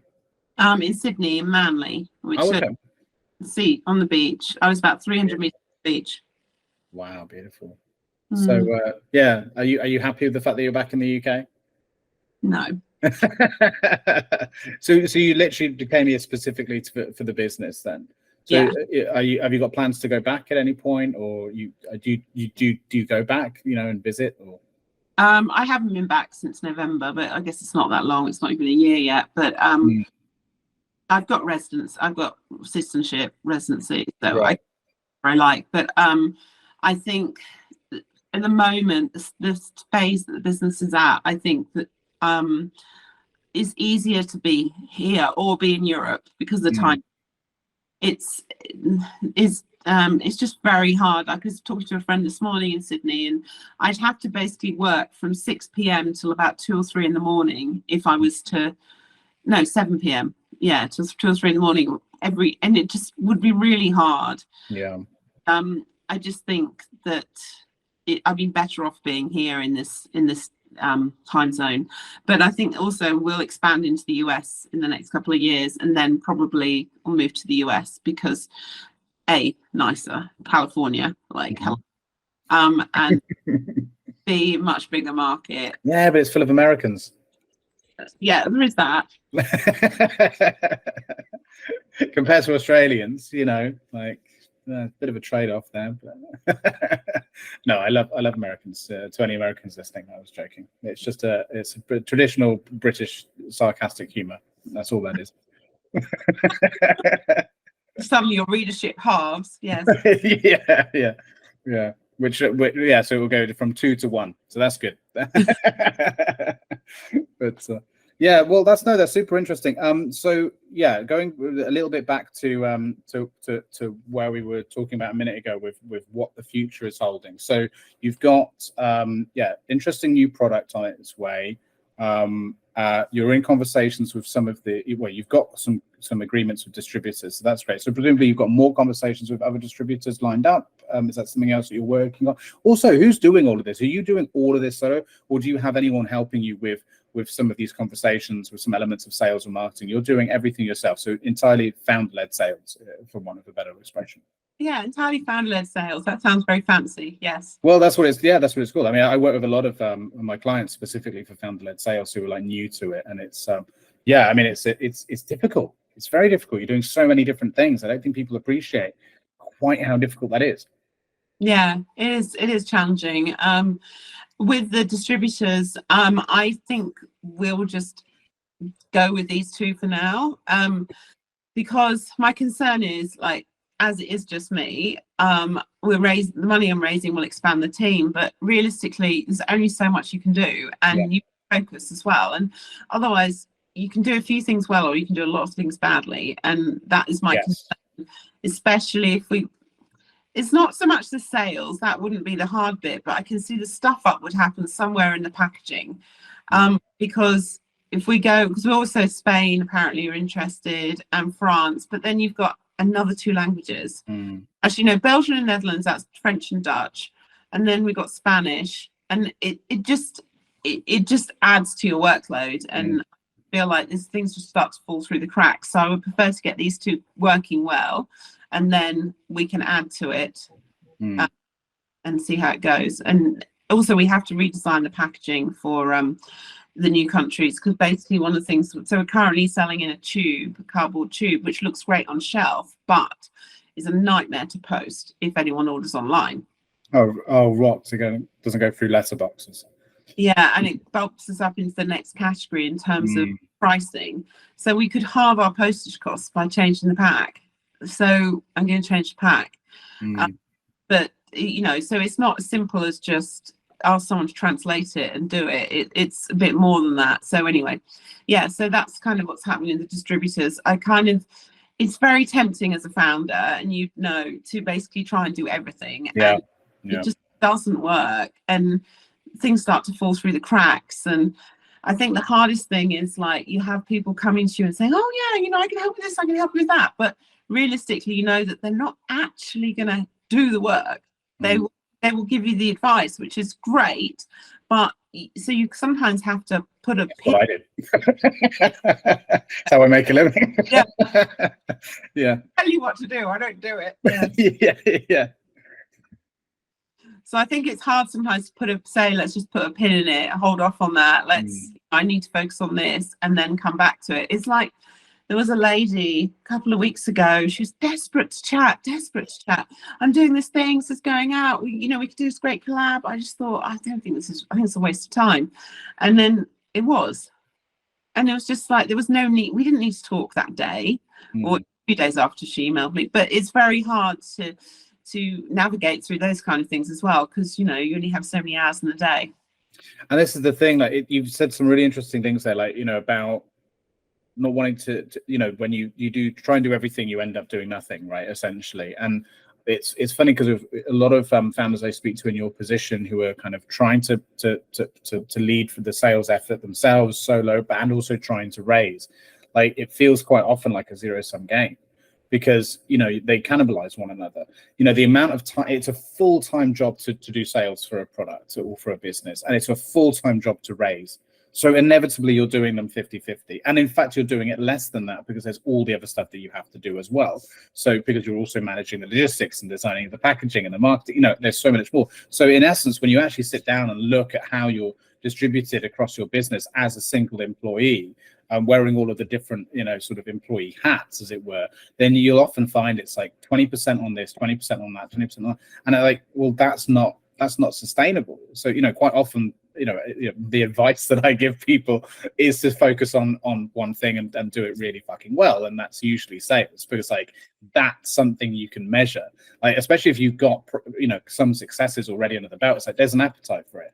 Double down on that, because then that's a much more compelling case for a potential investor as well. So it's like you're killing two birds with one stone. If you keep getting no's and rejections here, it's like, well, why keep repeating that? Go and focus on that, and then come back in a year's time and go, guess what? We've just made $1 million, or whatever it might be.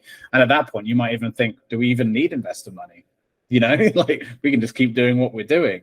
But I've seen so many founders get burnt out trying to do everything. It's hard. It's really hard. But yeah, I'm guilty of it too. And I found a trick for this a couple of years ago. So, and I'm actually overdue this now. I need to book that in for this month. But every sort of usually around 3 to 6 months, I will book in ideally no less than 3 days for myself, where I do no meetings, no client work, no nothing. And the entire idea of it, ideally a week, is to have kind of like annual leave, but I call it strategic leave. And the goal of it is to sit down and take a bird's eye look at everything I'm doing, pick it apart, and figure out if it is the most streamlined it can be, right? Am I focused on, okay, I'm focused on this. This is one of the projects. Pick it apart. Does it make sense? Does it work into the wider strategy? What is the wider strategy? Has that changed? And really just take everything and rip it apart and, visualize it. Because I'm quite a visual person, I'll put it up on the wall and, all of that sort of stuff. And it's hugely helpful because things change so frequently in what we do, that doing that every 3 to 6 months, more frequently earlier on, every 3 months, but is hugely beneficial, just to take that time away and step away from everything, and just reassess, and then set a load of goals as a result and go, okay, I can get back into it now, but now I know I can cancel that, I can move that, I can change that, and come out of it a lot more streamlined. So that's what I found works for me, to avoid that potential issue. I think that's that not on quite the same level, but yeah. So I agree. It is good to take a step back and look at where everything's progressing, and that's kind of what I feel. I kind of try and do it in 2 ways. One, actually doing work, and the other, actually not doing work. I feel when you're not doing stuff, often things just in the back, and then they pop forward. Yeah. They make that sound too. Yeah, you're right. But then also, I mean, look, it's so funny. Everything's a double-edged sword, because I find that some of the the worst things happen to me when I'm not doing work as well, which is like, you know, the overthinking sets in, all of the new ideas for new projects. I'm like, yeah, I should do that. And this is where I start getting like, you know, setting myself unrealistic goals and targets and all this sort of stuff. And then that's why I need this like occasional break to just be like, what the hell were you thinking? You know, why have you dedicated, you know, and committed to all of these different things that you know you can't do? Like, you know, so yeah, the brain is a nightmare, isn't it? Yeah. Yeah. Who knows what's going on, really? Yeah. There's no golden bullet, is there? There's no secret. You've got to find what works for you, you know, and like, you know, everyone is different. And some people are capable of managing all these things too. You know, like I said, you know, the majority of the time, this is the advice I give to people, you know, but there are outliers all the time to that. There are some people who just work at such a pace that I've spoken to. They're like aliens, and they can do everything. And that's just insane to me. You know, when I meet these people, I met someone recently like that who just blew me away with the amount of stuff she was doing. And I was like, how do you find the time, you know, between everything else and personal life and family life and everything else? But some people are just built different. You know, I don't understand it, but we shouldn't compare ourselves, because we are us at the end of the day, and we can do what we can do, you know? Yeah, I know. It's interesting. I often I had a coach for a while, and I send her my wins every week. She's like, oh my God, you're doing so much. And I was like, well, what do you mean? She went, well, normally people only send me 1 or 2 things. You've got like 8. A friendly reminder to share this episode with your network, subscribe for more, and join the conversation in the comments. It really helps us out. Thank you. Yeah, but it's hard not to compare yourself to other people, very hard. And also social media does not do you any favors on that front, because everyone looks like they're a superstar about to be the next Jeff Bezos, and not the case. Yeah, it's funny because you say that because of I'm starting to see now, I think, a bit of a trend more towards authenticity and you know, sort of revealing the hard truths or the struggles and things now. But I wonder if it's also maybe just to do with the fact that, you know, over the years the people who I've associated with has changed as well, which means that now what I'm getting on my feed has changed too, right? Because I think early on in your founder journey, you're going to follow people who are inspirational, to motivate you to be successful. So, you know, but who share their wins, because of that's going to drive you forward. And then after a while, it can grate on you for the reasons you just mentioned. But I think that's why it's so important to meet other founders in the same sort of position as you, and then that way you can start sharing each other's stories, and then that you're exposed more to that than just the idealized version of what foundership is. As you know, the sensationalized version of it, the packaged version of it. You know what I mean? Mm-hmm. So, or maybe it is something changing in the sentiment. I don't know. I think people are keen for some authenticity. Hence this, right? Hence this conversation. Why I think people are quite interested to consume just 2 people sitting down talking about entrepreneurialism and what it's like being a founder in a much more real and unedited and kind of unscripted way. Because I think there is more of an appetite for that these days than ever before. Yeah, I think people do like to, listen to real people's stories. I was actually reading something online yesterday about a guy whose wife had to go to hospital and have a hip operation. And she was 56, but they wouldn't operate till she'd taken a pregnancy test. And I got to the end of it and I thought, why the hell did I read that? I don't even know that guy. It was just very compelling, and I think it's that human angle, and if you can do that, you can really get people people want connection, don't they? They want to know that they're, you know, you're the same or you're similar to someone else, you're going through the same experiences, and I think it's a lot of it's that. Yeah, we're fascinated with stories. You know, I've said this before in another podcast, another episode, but there's a Terry Pratchett book that he wrote with I think it was with a mathematician. He wrote a series of books called The Science of Discworld, which I don't know if you've read any Terry Pratchett at all, but I highly recommend reading those series, because even if you're not into his regular Discworld novels, which are all quite, you know, crazy fantasy comedy stuff that, you know, isn't for everyone, the science of Discworld is really interesting because he uses the world that he created as a way, as a device to tell the history of the Earth, basically, and the evolution of man and all that kind of thing. And he describes human beings as having, he says they shouldn't have been called Homo sapien. They should have been called Pan Naran, which is Latin for storytelling ape, because essentially that is our defining feature as a species, is the ability to tell stories. That's how we pass on knowledge. That's how we give instructions. That's, you know, everything, you know, how we build religion, and everything that we do is based on storytelling. And yeah, some of the most the most memorable, I don't know what happened there. But yeah, and some of the most memorable ways of passing information from one person from yourself to someone else, and for them to retain them, is to put it into a narrative base. You know, hence what we were saying about pitching. So yeah, I agree 100% with that sentiment. That's what we're looking for, and not just like boast. That's why we can't stand showboating or boasting, right? Because there's no, you haven't given me a reason to like you. Tell me how you struggled first, and then I will root for you for what you've managed to achieve. Like, that's how people are. It's weird, but that's how we are. So yeah, right. Okay, so look, I'm interested to know a little bit more about what challenges you've alluded to. Some of them, obviously, sales and the supermarkets. But what other challenges have you come across recently that, you know, maybe you're getting a little bit frustrated with, and maybe we can air them out and we can find a way to solve them here and now? Let's do a therapy session. Come on. What are some of the struggles you're going through? I'll lie down. Yeah, take a seat. Yeah, I'll get my pen and pad out. I'm ready.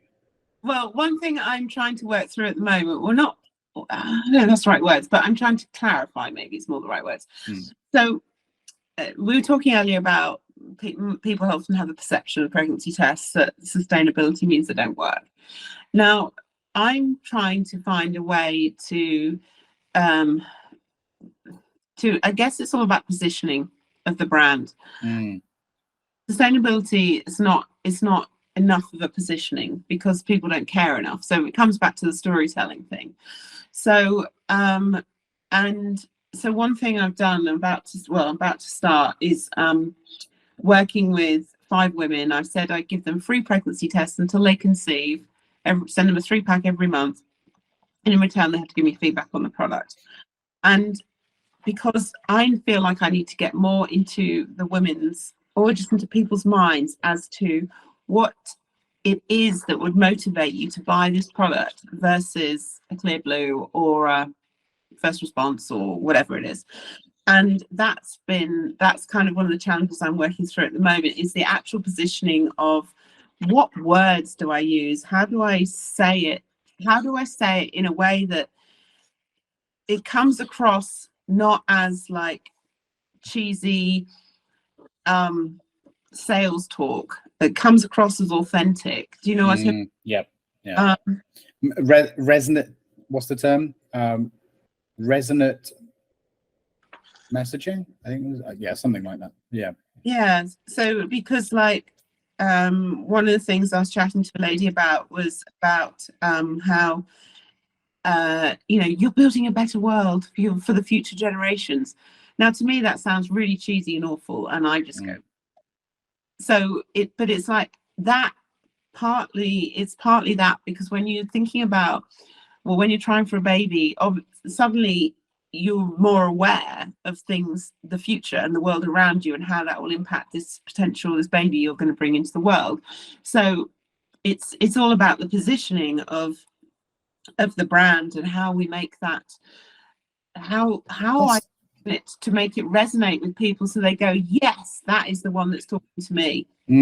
Is that actually the case though, that when you're attempting to get pregnant, that's what you're thinking about? Or is to play devil's advocate, is the focus not more, you know, not to be offensive, but more slightly selfish at that particular moment of just, I would like to get pregnant, and then that sort of thought process happens maybe later, you know, once hopefully that's successful. But at that particular moment in time, isn't that more the focus of just, I would like to get pregnant, please. Like, you know, we're trying, especially if you're going through all of the trials and tribulations in order to get there. Isn't that more the focus? But, you know, the world can kind of fuck off. It's like, I want to get pregnant, you know?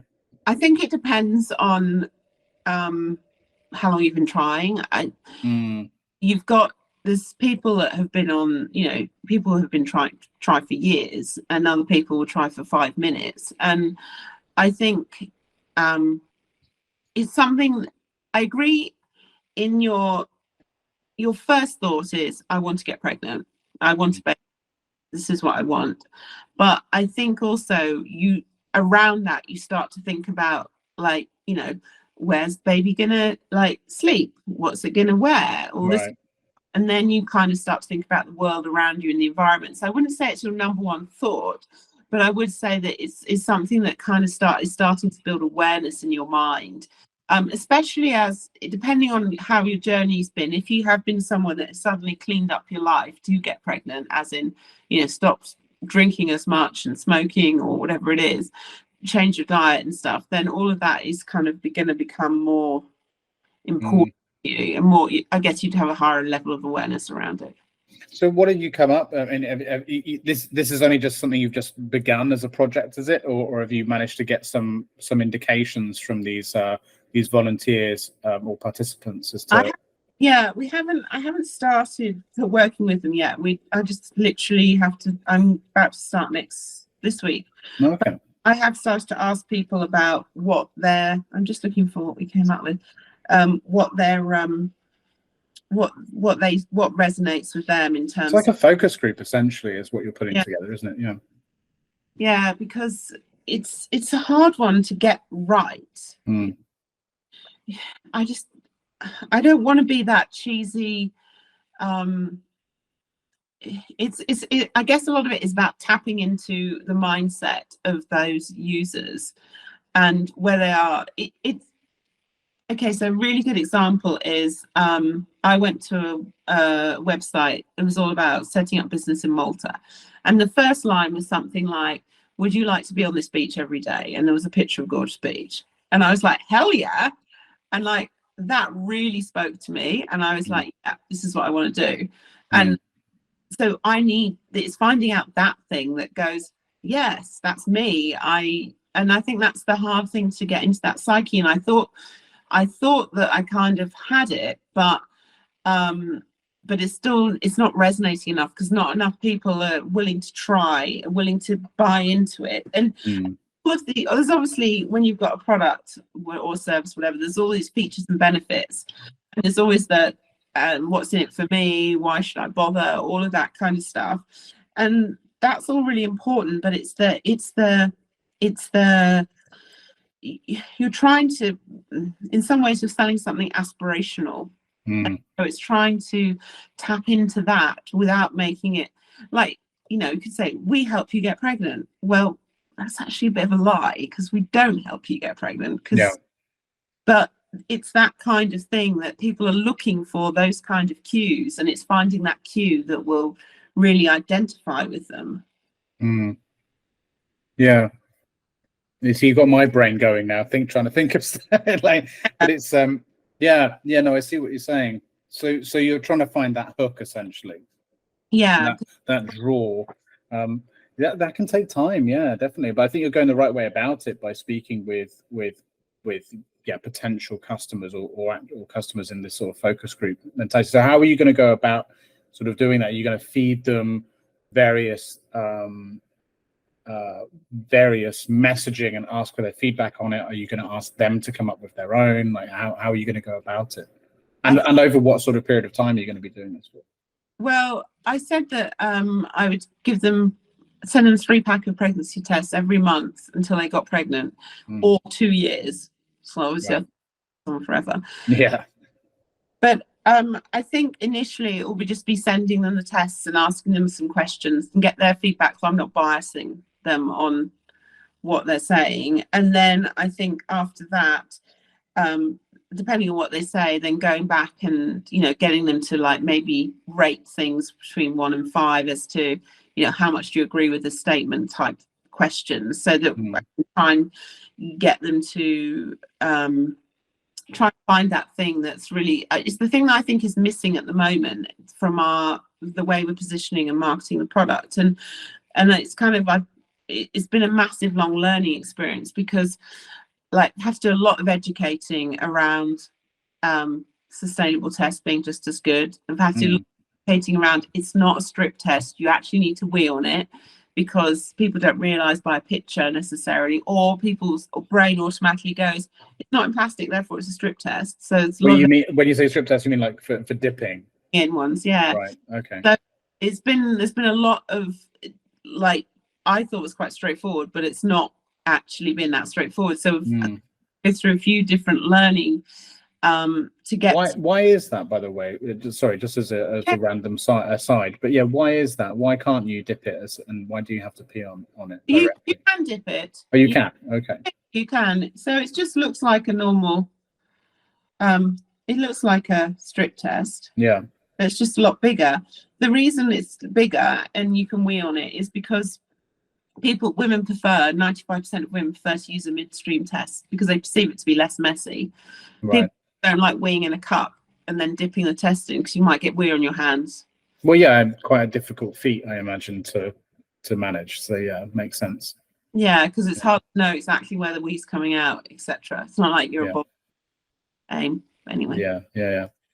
Okay. So so messaging.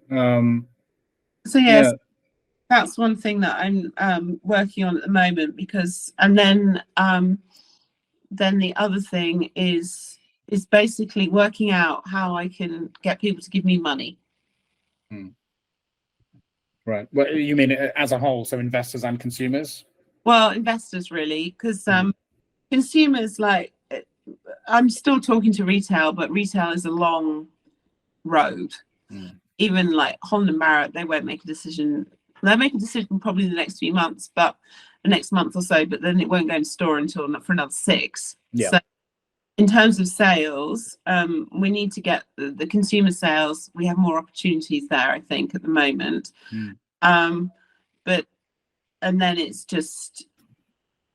really, to survive, we need investment to get us to that stage where we can finally work everything out, get the new product developed, and start to work kind of on the white labeling type strategy. So that's like another sales opportunity, is white labeling, which has been, I haven't actively gone out and tried to pursue that, because that's, like, you know, saying about sales, that's a massive time. And it's kind of like, I guess one of the things that's always very hard to work out is how much time is it going to take? How long is it going to take to return an investment on that time? And what is the return going to be? And so having to work out those 3 things, and then you have to decide which one you're going to do. So we've got the retail sales, we've got the investment, and we've got white labeling in terms of bringing, and then consumer sales in terms of bringing in income. And so that's the challenge. And I kind of have gone on retail sales. Well, it's a long play. I feel like we need to be in the game, but I haven't got a lot of time on it. So I'm just going to do a couple of hours a week, and that's all I'm going to do. The investment, it's kind of like I'm more active on that one, because I feel like we could get the money in more quickly. The white labeling, I feel like that is a 6 to 12 month realistically ROI in terms of getting a customer on board. Although we have already got some letters of intent, but like I said, they're not really worth much. And then the consumer sales is the one that we can influence, or I can influence the quickest to get results. And so that's kind of where I'm trying to put more effort, which is why I'm trying to just get the positioning clearer and, I guess, more focused, so that hopefully we can appeal to more people. Yeah. And like we said, though, thinly spread, though, right? So it's like where to focus. So with the investment side of things, then what have you got coming up for that? Are you attending any more pitching events? Anything else on the books? I just had someone contact me this morning about a pitching event, but I don't do play to pitch. I just don't agree with those. No.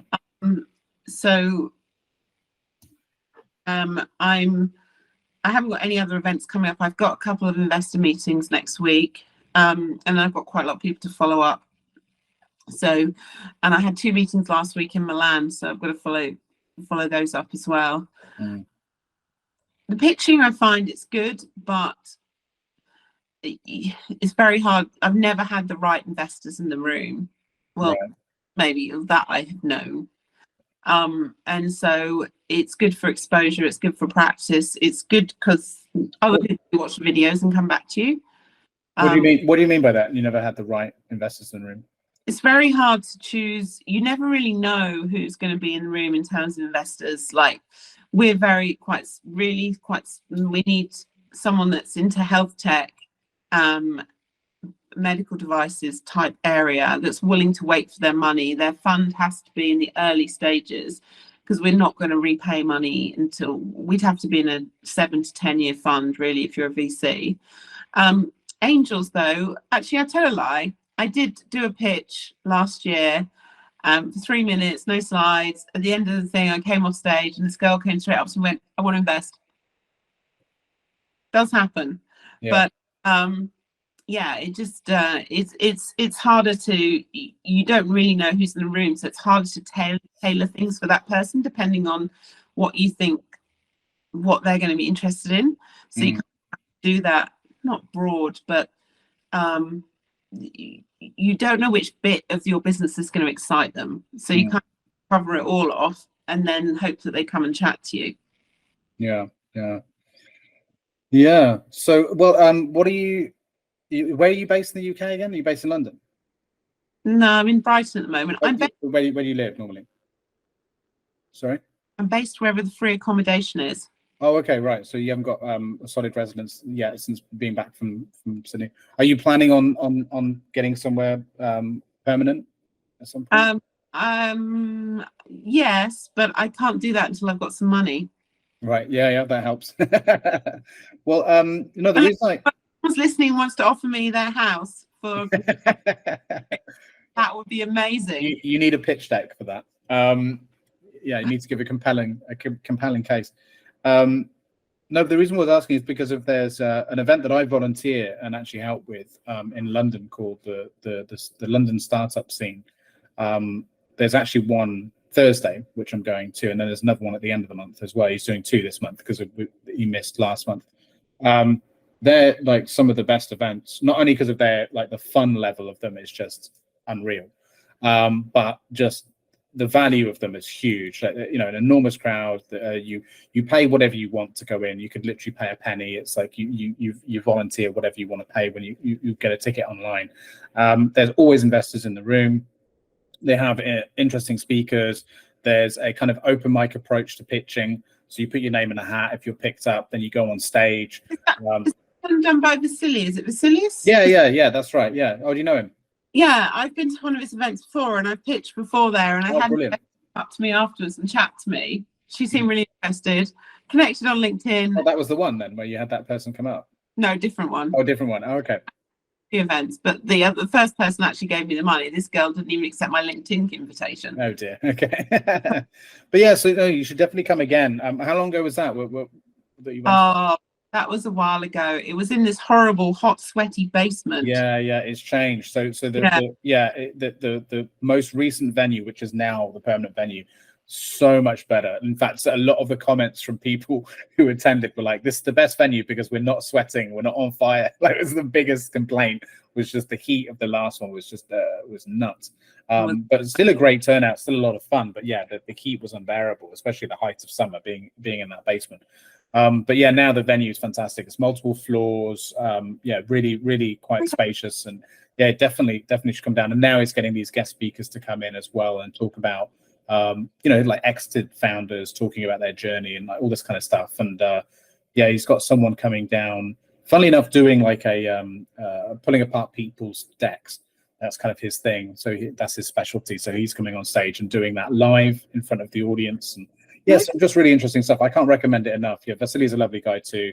But there's just something about that atmosphere there, which is just really positive, and everyone's wanting to help each other and introduce you to people. And you know what I mean? It's really, I think it's one of the more positive communities that there is out there. Obviously, I'm slightly biased because I'm involved somewhat, but I chose to be involved and volunteer to be involved for that reason. So I highly recommend that one. Yeah, and then like you said, there's a lot of other events as well, but a lot of them are also, the pay to play kind of thing, which is which is interesting. I have mixed feelings about that, but yeah. I know. I got emailed yesterday saying, "Oh, you're a finalist in this pitch competition. We'll let you know, but the next thing you need to do is buy a ticket to the event." Right. Yeah. Yeah, for £1,000. Yeah. Yeah, well, these people have to make money as well, so that's why I've got mixed feelings about these things, because they also need to pay for the venues and this, that, and the other, but then at the same time there are ways of getting sponsorship for them. So I have very mixed feelings on these things. Like I kind of see both sides, as is often the case with most of the things that I deal with. Try and look at it from all perspectives. But well, look, as we're coming to the end, I wanted to end with kind of how I traditionally end these conversations, by asking. And look, it's been full of insights already into your journey and like what you've been up to and your ups and downs and so on. So clearly lots of that I think people can take away from it, who are maybe in the same position as you were just about to start their sort of founder and entrepreneurial journey. But it would be really interesting to hear sort of very directly if you have any sort of specific advice or tips to those listening who might be in that position or in a similar position to you. What would you say to that? Would you have anything that comes to mind, or any things that come to mind? Yeah, I mean, one thing I always say to people is ask for help, because I found, well, in Australia and in the UK, people are very, very willing to help you, and it's kind of seen as a bit of a, as you're going up the ladder, along the journey, you help people who are earlier, and then it gets repaid. It kind of gets passed back. Pay it forward, yeah. And I think even just reaching out to people that who you don't know, it's all people that you've perceived to be there's no way they'd have any time for you. I think that admitting that you need help and then actually reaching out and asking for it is like probably the biggest thing that's going to get you forward, take your business forward.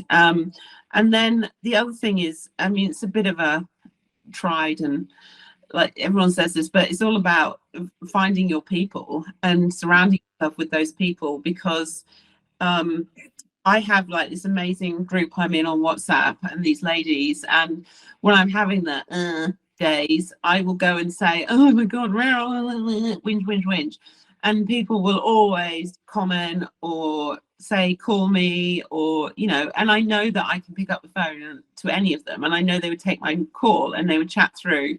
That's fantastic. And I think you need that as well, because especially for a solo founder, it gets really lonely, and you feel like, I've got no one to talk to, no one to help me with this, I don't know what to do. Or I know for me particularly, I like to process things by talking about them, and so obviously now I'm cat sitting, I can talk to the cat, but you don't get much response. And today you had me as well, so hopefully it's helped you somewhat. Yes, but yeah, you're definitely more chatty than the cat.